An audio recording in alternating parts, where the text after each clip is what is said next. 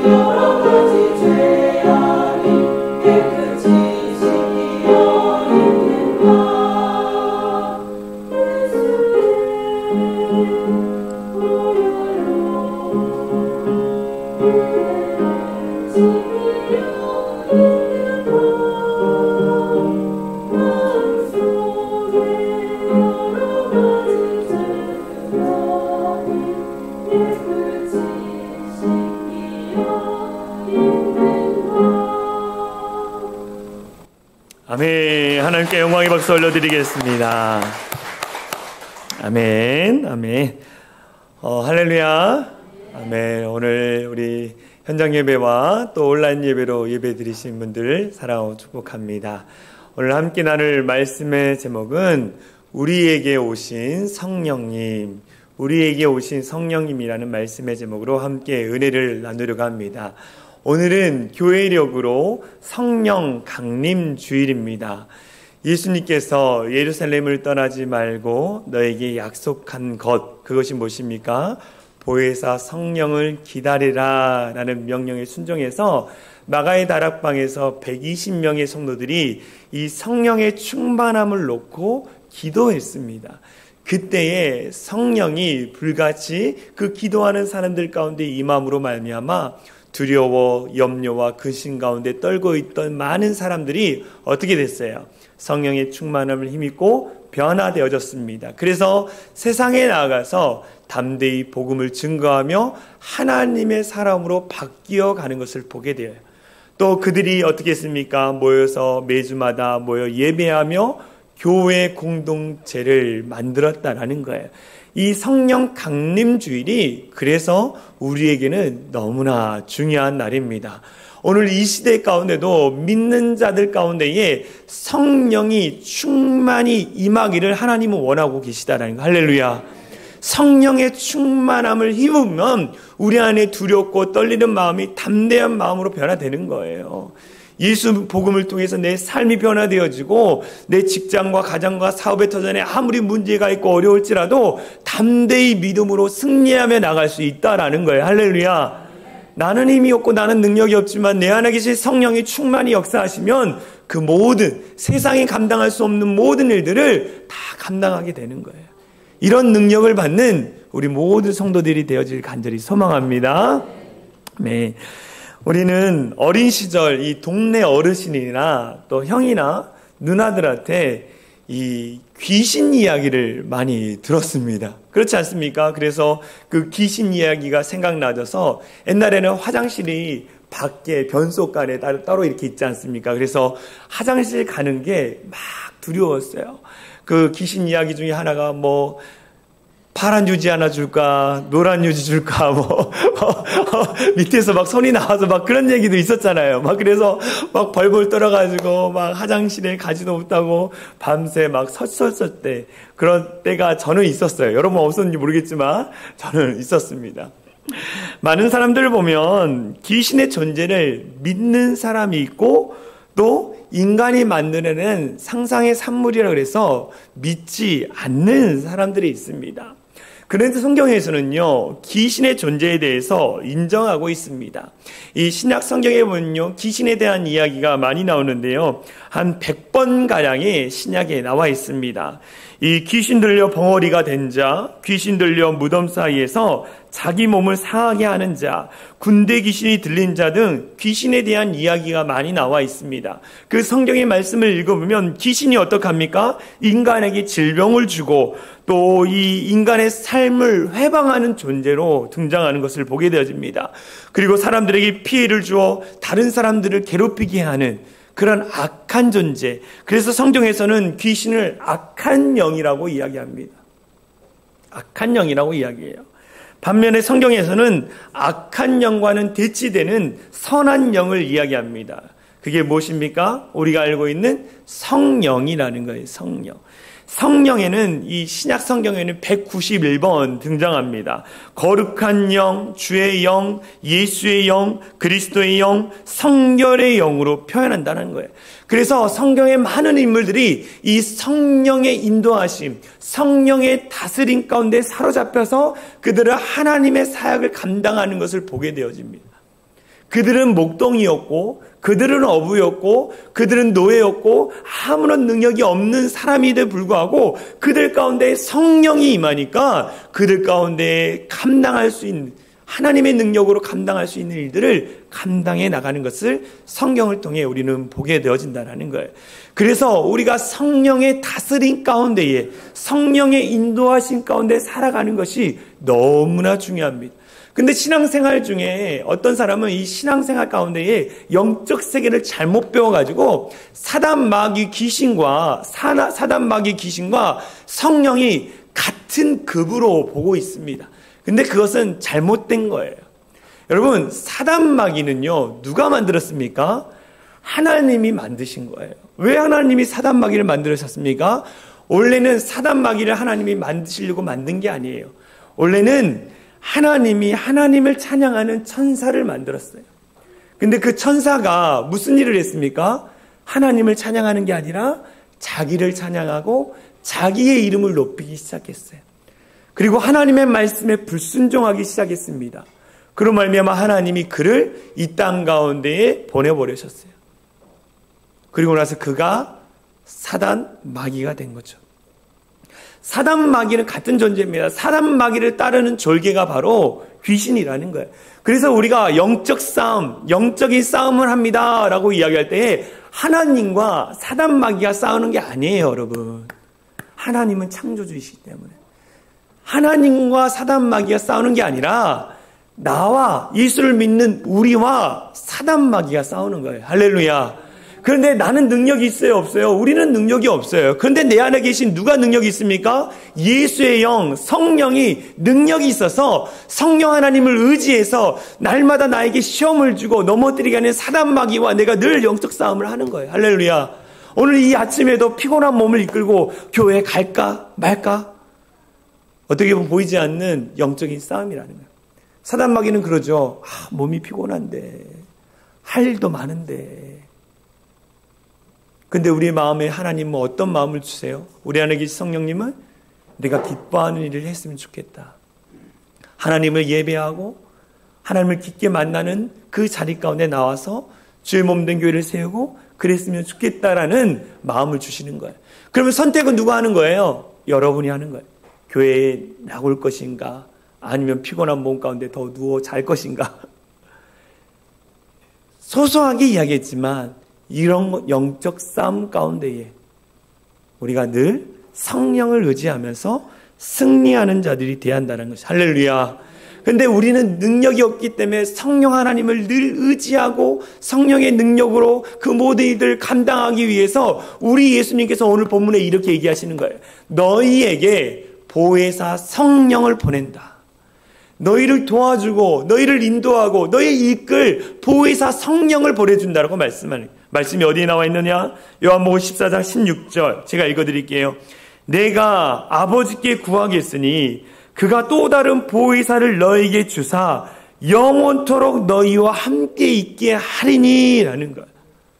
보혜사 성령 하나님 우리 가운데 보내주셔서 각 사람들 가운데 보내주셔서 그로 말미암아 많은 일들을 감당케 하신다라는 거예요.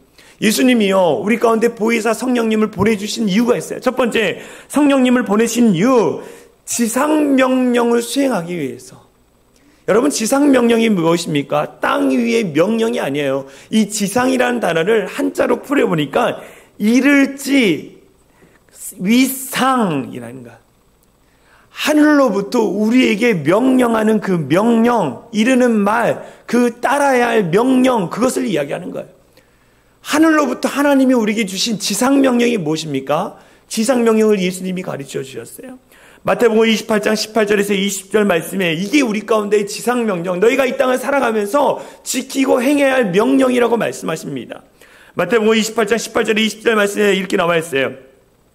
예수께서 나와 말씀하여 이르시되 하늘과 땅의 모든 권세를 내게 주셨으니 그러므로 너희는 가서 모든 민족을 제자로 삼아 아버지와 아들과 성령의 이름으로 세례를 베풀고 내가 너희에게 분부한 모든 것을 가르쳐 지키게 하라. 볼지어다 내가 세상 끝날까지 너희와 항상 함께 있으리라 하시니라 라는 거예요. 우리에게 명령하신 것이 무엇입니까? 너희가 세상에 나가서 하나님이 주신 능력으로 제자를 삼아 아버지와 아들과 성령의 이름으로 세례를 주고 내가 너희에게 가르친 것을 그들에게 가르쳐서 그들이 그것을 행하게 하라. 복음을 증거하는 전도자로 세워라 라고 말씀해요. 이게 우리에게 주신 명령이라는 거예요. 그 다음에 뭐라고 말씀하셨습니까? 내가 너희와 영원히 함께 하시겠다. 근데 우리가 이 말씀을 잘 이해가 안 돼요. 예수님이 승천하시면서 하신 말씀인데 예수님은 내가 간다 그리고 나중에 올게라고 말을 하셨는데 내가 영원히 함께 하시겠다라고 또 말씀하시는 거예요. 앞뒤가 잘 맞지 않는 말씀입니다. 근데 이 말씀을 해석하고 해답을 줄 수 있는 것은 뭐냐? 성령이라는 거예요. 거룩한 영이신 성령인 예수의 영이신 성령이 우리와 함께 하심으로 말미암아 우리와 영원히 함께 하시겠다라는 거예요. 할렐루야. 우리 안에 성령 하나님 계시다라는 거예요. 성령 하나님이 내 안에 계셔야만이 하나님이 주신 이 지상명령 감당할 수 있는 거예요. 저와 여러분들 능력이 있습니까? 없습니까? 별로 없어요. 그렇지만 성령 하나님 내 안에 계셔서 내게 능력 주셔서 말씀을 전하게 하시고 찬양 인도자로 세워주셨고 또 구역장으로 또 안수 집사님, 집사님, 권사님으로 세워주셨다라는 거예요. 나는 자격이 없고 힘이 없지만 우리 하나님이 나를 택해 주셔서 우리 가운데 보이사 성령 하나님 보내주셔서 이 지상 명령을 감당할 수 있는 힘과 능력을 주셨다라는 거예요. 그 안에 필요한 것이 무엇이냐? 순종이라는 거예요. 할렐루야. 순종. 마가의 다락방에 모였던 120명의 사람들이 능력이 없었어요. 그렇지만 그들은 말씀에 의지하여 순종했다라는 거예요. 그랬더니 그들 가운데 믿음이 더해지고 성령의 충만함이 더해진 것을 보게 되어집니다. 성령을 보내주신 첫 번째 이유는 뭐냐? 우리가 지상명령을 완수하기 위해서. 두 번째는 뭐냐? 하나님의 뜻을 따라 살게 하기 위해서 성령을 보내주셨다라는 거예요. 하나님의 뜻을 감당하기 위해서. 이 요한복음 14장 15절 말씀 보면 이런 말씀이 있어요. 제가 읽어드릴게요. 너희가 나를 사랑하면 나의 계명을 지키리라. 너희가 나를 사랑하면 내 계명을 지킨다라고 말씀하는 거예요. 응원의 메시지라는 거예요. 여러분, 계명이 무엇입니까? 이 계명은요, 구약에는요, 율법을 이야기합니다. 이 율법이라는 것은 613가지가 있는데 그 중에 하라라는 게 뭐뭐 해라, 뭐뭐 해라가 248가지가 있습니다. 그리고 하지 말아라가 365개가 들어있어요. 그래서 유대인들은요, 이 율법을 온전히 지키고 행해야만이 구원을 받는다라고 이야기합니다. 그리고 하나님의 나라가 이 땅 가운데 완전히 임하기 위해서 어떻게 했냐? 유대인들이 613가지의 율법을 다 지켰을 때에 하나님 나라가 임한다고 해가지고 그들은 그 율법을 지금까지 철저히 지키려고 애쓰고 노력하고 있어요. 그런데 이 모습을 봤던 바리새인과 사두개인과 또 서기관들이 하나님의 율법을 지키는 모습을 보고 예수님이 뭐라 그러냐면 그들은 하나님을 사랑해서 율법을 지키는 게 아니라 자기의 의를 드러내기 위해서, 자기를 드러내기 위해서 예배하고 자기를 드러내기 위해서 신앙생활하는 자들이라고 하면서 너희가 제자들에게 다른 의가 필요하다라고 해요. 어떤 의냐? 하나님으로부터 받는 거룩하게 되어지는 의로움을 얘기하는 거예요. 여러분, 저와 여러분들은 죄인입니다. 저와 여러분들은 죄인인데 우리가 의인 됐다라고 했어요. 어떻게 의인 됐어요? 예수님이 내 안에 계심으로 말미암아 우리의 죄를 용서해주고 우리를 의롭게 거룩한 존재로 만들어주셔서 의인이 되는 거예요. 이게 뭐냐? 마음의 활례, 마음의 의를 이야기하는, 너희가 형식적으로 외식적으로만 의로운 자가 아니라 마음으로 진정한 의로운 자가 되어야 한다. 그래서 의롭게 살기 위해서 애쓰고 노력하고 하나님의 뜻을 이루기 위해서 애쓰고 노력해라. 그런데 우리가 예수 믿게 하는 것도 성령이요, 우리가 의롭게 되게 하는 것도 성령이요, 우리가 하나님의 뜻 가운데 살아갈 수 있도록 인도하신 것도 성령 하나님이라는 거예요. 그래서 성령 하나님을 의지해야 한다. 성령 하나님의 충만함이 내 안에 계속 거하도록 기도해야 한다라고 말씀하는 거예요. 성령은요, 거룩한 영인 거예요. 그래서 우리 마음 안에, 지저분한 우리 마음 안에 들어오셔서 우리의 마음을 거룩해 주시고 의롭게 만들어 주시는 거예요. 에스겔 선지자가 이렇게 얘기했습니다. 에스겔 36장 26절에서 27절에 새 영을 너희 속에 두고, 새 영이 무엇입니까? 성령을 이야기하는 거예요. 성령을 너희 속에 두고 새 마음을 너에게 주되, 성령을 통해서 우리의 마음이 깨끗해지고 너희 육신에서 굳은 마음을 제거하고, 우리가 그동안 어렸을 때부터 받아왔던 잘못된 교육과 부모로부터 받았던 잘못된 마음, 강팍한 마음을 어떻게 한다고요? 부드러운 마음으로 줄 것이며 또 내 영을 너희 속에 두어 너희로 내 율례를 행하게 하리니 너희가 내 규례를 지켜 행할지라. 성령이 내 안에 계심으로 말미암아 내 굳어져 버렸던 쓴뿌리와 강팍한 마음을 부드러운 마음, 새 마음으로 변화시켜 주셔서 하나님의 말씀, 하나님의 규례를 행하도록, 뜻대로 살아가도록 인도하시는 분이 우리 성령 하나님이라는 거예요. 그래서 예수님이 성령 하나님을 보내주신 거예요. 그리고 성령 하나님이 저 여러분 가운데 마음에 함께 하심으로 말미암아 행하시는 일들이 있습니다. 두 번째 보면 성령님이 하시는 일들을 보면 첫 번째는 우리 성령 하나님은요 보혜사라는데 이 보혜사라는 헬라어로 보니까 파라클레토스라는 의미가 있어요. 이 파라클레토스 이 의미를 하나하나 살펴보면 성령님이 우리 가운데 역사하셔서 우리에게 이런 일을 행하시는가라는 것을 알게 되는 거예요. 성령님이 행하시는 일 첫 번째는 뭐냐면 우리를 위로해 주시는 분이에요. 저와 여러분들을 위로해 주시는 분이 파라클레스 성령 하나님이라는 거예요. 현대인들이 가지고 있는 질병 중에 가장 큰 질병이 뭔지 아십니까? 가장 큰 질병은 외로움이라고 합니다. 외로움. 고독, 외로움. 오늘날 정말 우리가 풍요로운 삶을 살아가고 있습니다. 이 풍요로운 삶이 더해지면 많은 사람들이 외롭지 않고 고독하지 않다라고 하는데 사람들은 점점점 고독해지고 외로워진다라고 많은 전문가들이 이야기합니다. 여기저기서 상처를 주고받고 살아갑니다. 가장 가까운 가족들에게 상처를 받으며 살아갑니다. 평생 지워지지 않는 멍자국을 가지고 살아간다라는 거예요. 그래서 그 상처로 말미암아 나도 다른 사람들에게 상처를 주는 게 우리라는 거예요. 그래서 상처를 받고 상처를 주는 것이 저와 여러분들이라는 거예요. 그래서 이 상처의 문제를 해결하고자 많은 사람들, 외로움의 문제를 해결하고자 많은 사람들을 만나보지만 그 만난다고 그 외로움이 해결되나요? 해결이 안 돼요. 그래서 사람들이 술과 여러 가지 중독에 빠져 살지만 공허함은 더욱더 커진다라는 거예요. 근본적인 문제를 해결할 수 없다라는 거예요.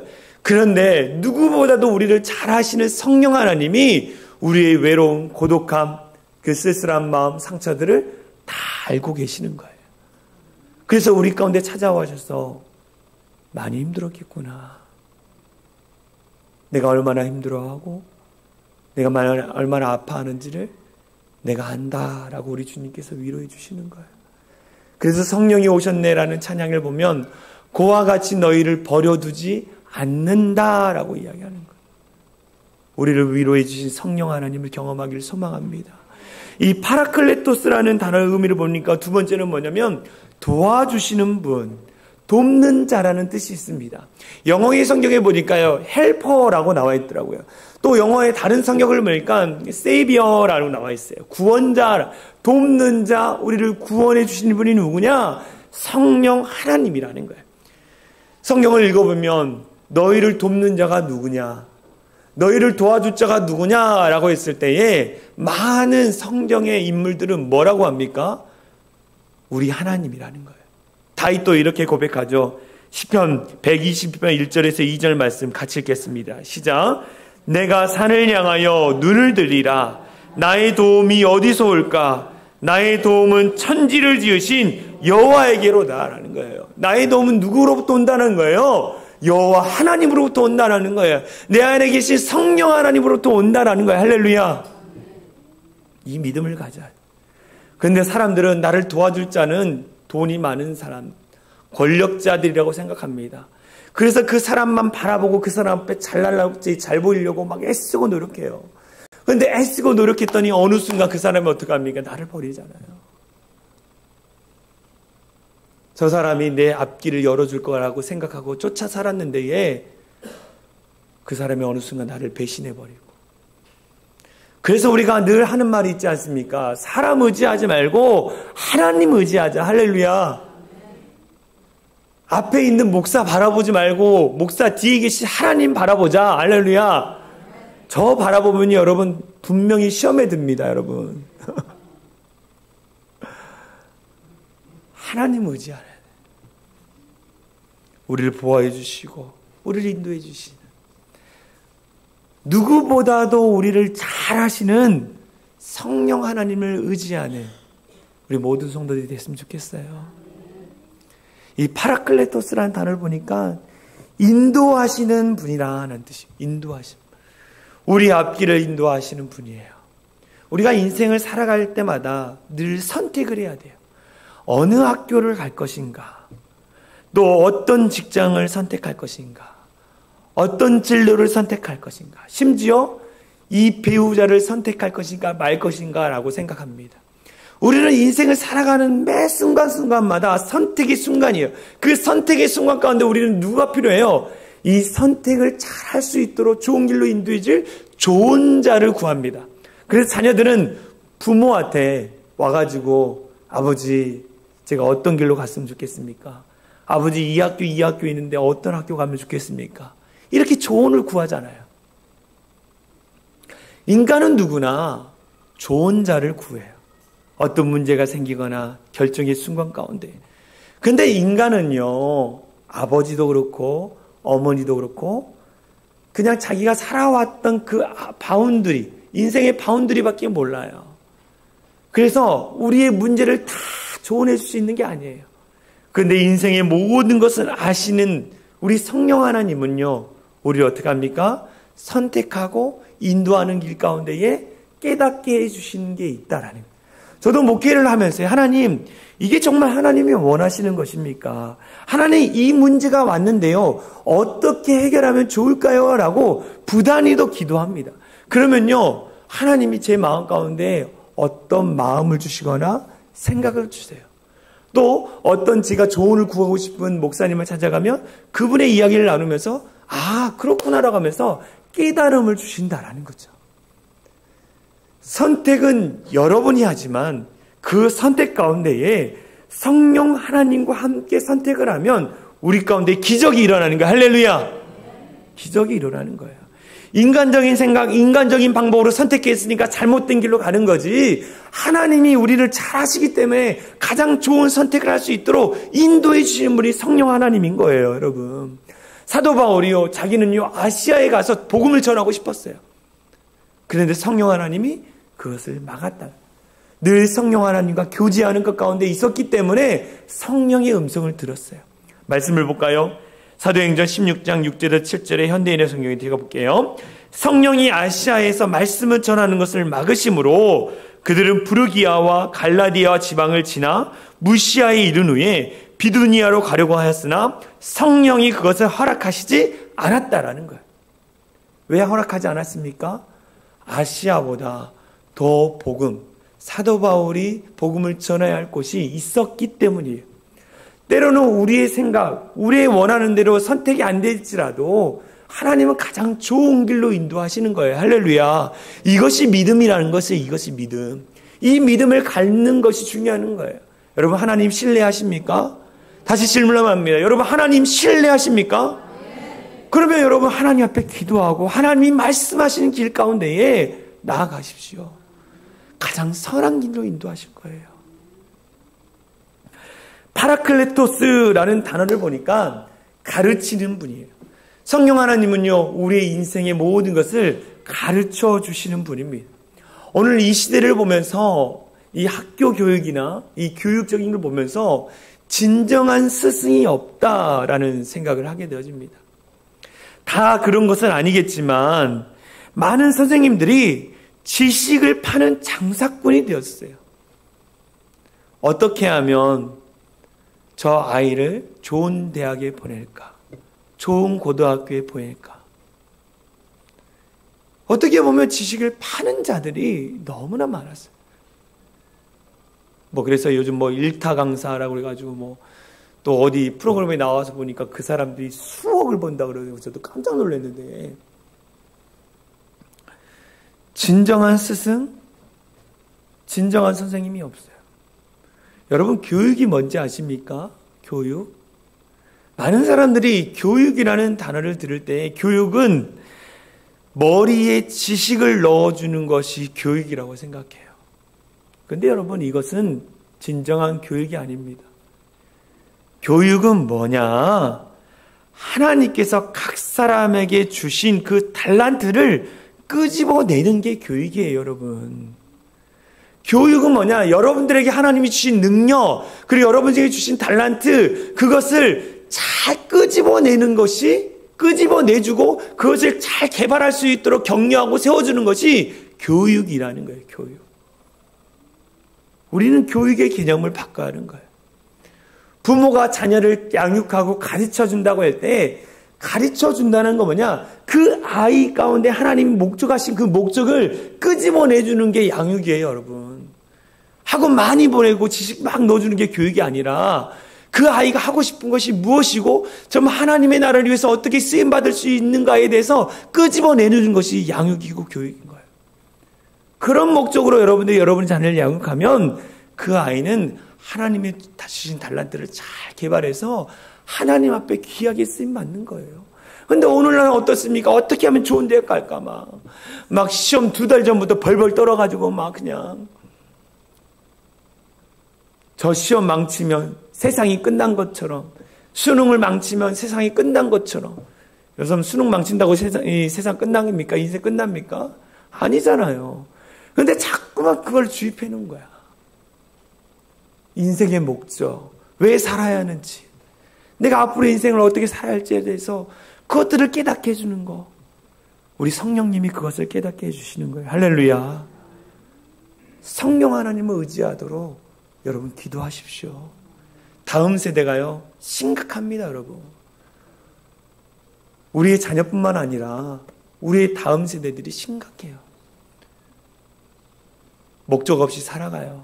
나라는 맨날 청년들한테 50만 원을 넣으면 몇 년에 몇 천만 원을 넣어준다고 해가지고 막 그거 하고, 그리고 청년 실업이라고 그래가지고 그냥 자꾸만, 이탈리아가 그래가지고 지금 이제 멈췄잖아요.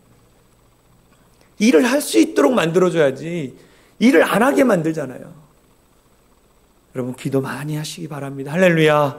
우리의 인생을 가르쳐 주시는 그 성령 하나님. 마지막 우리 성령 하나님은 어떤 하나님이냐? 치료하시는 하나님이라는 거예요. 치료하시는. 우리의 영, 육, 혼을 치료해 주시는 분이 성령 하나님입니다.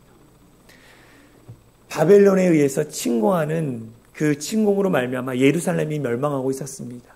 그때 하나님이 예레미야 선지자에게 이렇게 얘기하는 거예요.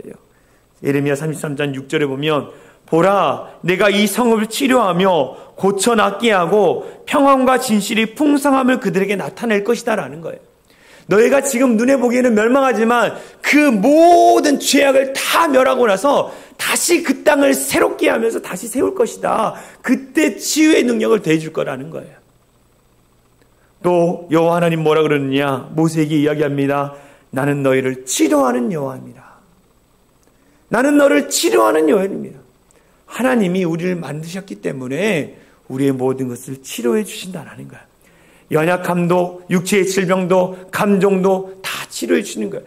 오늘날 현대인들은요, 다 질병을 가지고 살아갑니다. 목사님 저는 병 없는데요. 아니요. 육체의 질병이 없어도 감정의 질병, 상체의 질병, 영혼의 질병, 또 심적인 아픔들, 고통들을 가지고 다 있다라는 거예요. 근데 이것이 해결되지 않으면 하나님 앞에 자유하게 못 살아가는데, 하나님이, 성령 하나님이 우리를 치료해 주시겠다고 말씀하는 거예요. 어떻게 했을 때에? 성령 하나님을 받아들였을 때. 우리 모두가 성령의 충만함을 통해서 온전히 치유되는 우리 모든 성도들이 됐으면 좋겠습니다. 믿음으로 치유되는 거예요. 파라클리토스라는 건요, 보호하다, 변호하다, 중재하다는 의미가 있다는. 무엇이냐? 전인격적으로 여러분 가운데 함께 하셔서 여러분의 인생을 다스리고 하나님의 뜻 가운데 살아가도록 만드는 것이 성령 하나님이라는 거예요. 이 성령 하나님을 충만히 경험하는 우리 모든 성도들이 되었으면 좋겠습니다. 우리가 예수님을 믿을 때는 내 안에 성령이 내주하십니다. 그런데 우리가 간절히 사모하고 기도할 때에 성령이 머리부터 발끝까지 임함으로 말미암아, 충만히 임함으로 말미암아 성령의 다스림 가운데 살아가는 거예요. 그래서 날마다 성령 충만한 우리 모든 성도들이 되어졌으면 좋겠습니다. 할렐루야. 우리 같이 찬양하고 싶은 찬양이 있어요. 성령이 오셨네, 성령이 오셨네, 내 주에 보내신 성령이 오셨네. 우리 같이 찬양하겠습니다.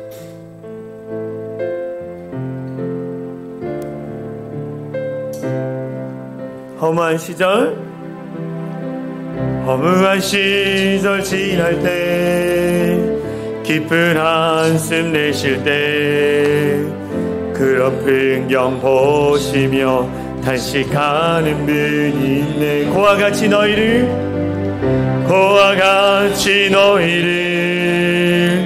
버려두지 않으리. 내가 너희와 영원히 함께하. 허무한 시절 지날 때에, 허무한 시절 시절 지날 때 기쁜 한숨 내쉴 때에 그런 풍경 보시며 단식하는 그와 같이 너희를 버려두지 않으리라.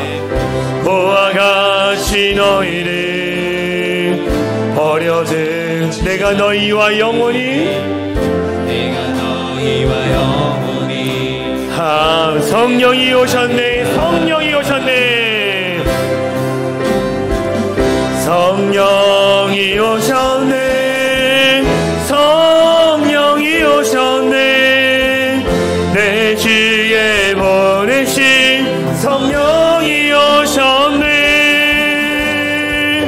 우리 인생 가운데 친히 찾아오셔서 그 나라 성령이 오셨네. 성령이 오셨네. 할렐루야. 성령이 오셨네. 성령이 오셨네. 내 주에 보내신 성령이 오셨네. 아멘. 우리 인생 가운데 그 나라 기쁘게 하시네. 우리 합심으로 같이 기도하기 원합니다. 예수님께서 보혜사 성령을 너희 가운데 보내노라 라고 말씀하셨어요. 마가의 나라 가운데 보혜사 성령이 임했을 때 그들이 변화되어지고 그들이 두려움이 사라지고 담대한 믿음으로 살아갔습니다. 성령이 우리 가운데 충만히 임하니 믿음에 믿음을 더해줘서 이 어두운 세상을 이기며 믿음으로 살아갈 수 있는 거예요. 이 시간 간절한 마음으로 기도하기 원합니다. 성령 하나님, 내 마음 가운데에 충만히 역사하여 주시옵소서. 성령이여, 우리 사랑이 창인한 교회 가운데에 충만히 역사하여 주시옵소서. 우리 합심으로 같이 기도합니다. 하나님 함께하여 주심에 감사를 드립니다. 이 시간 성령의 충만함을 놓고 기도합니다.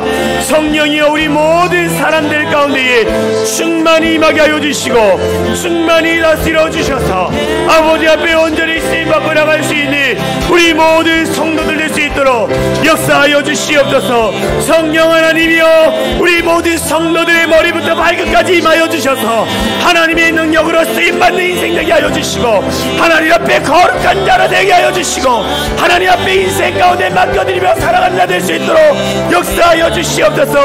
성령이 역사하심으로 말미암아 충만한 은혜가 있게 하여 주시고 하나님 앞에 쓰임받을 수 있는 복된 인생 될 수 있도록 하나님 역사하여 주시옵소서. 충만할지어다.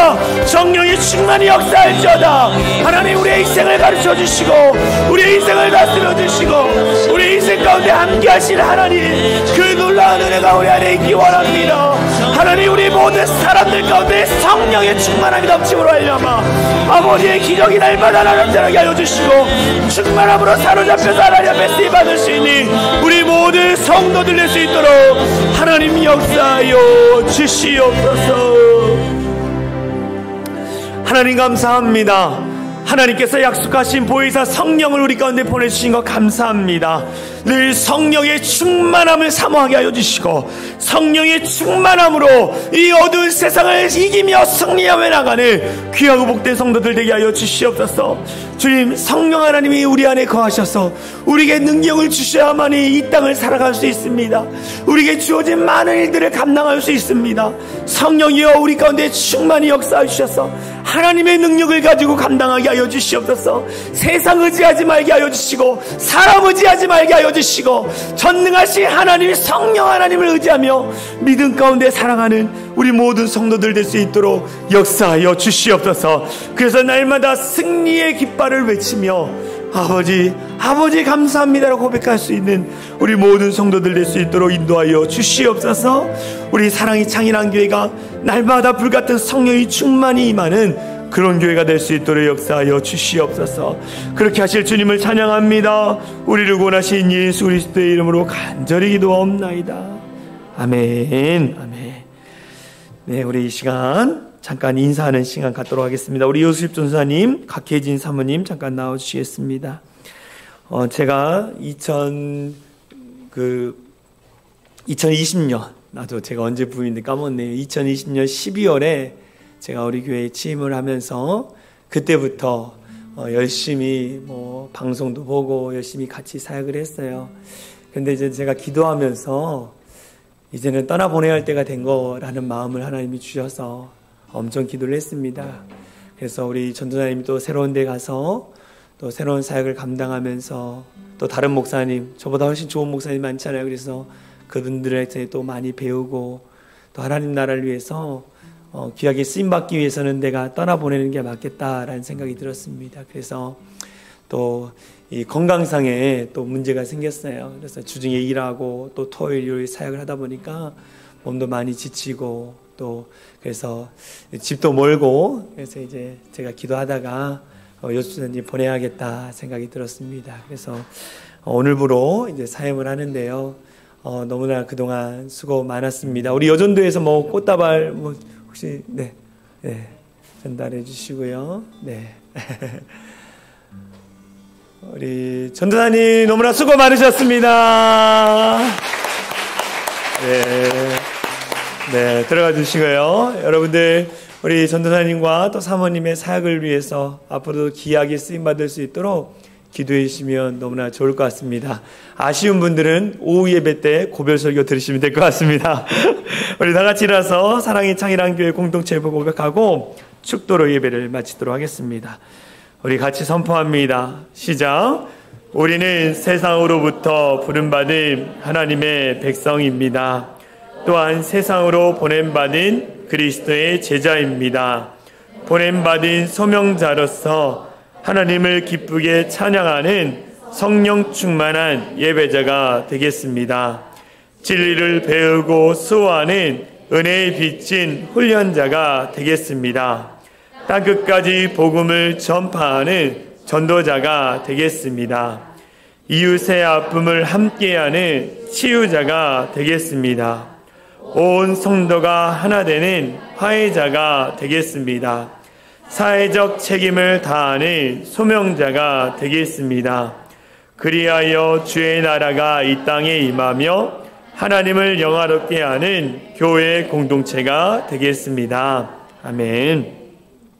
이제는 우리 주 예수 그리스도의 은혜와 하나님 아버지의 극진하신 사랑과 성령 하나님의 감화감동 역사 충만한 은혜가 오순절 마가의 다락방에 임하신 성령의 충만함이 오늘 우리에게도 임하시기를 소망하며 성령의 충만한 가운데 살아가기로 결단하며 돌아가는 모든 성도들 머리 위에와 그들의 삶의 터전 위에 이제로부터 영원토록 함께 하시기를 간절히 축원하옵나이다. 아멘.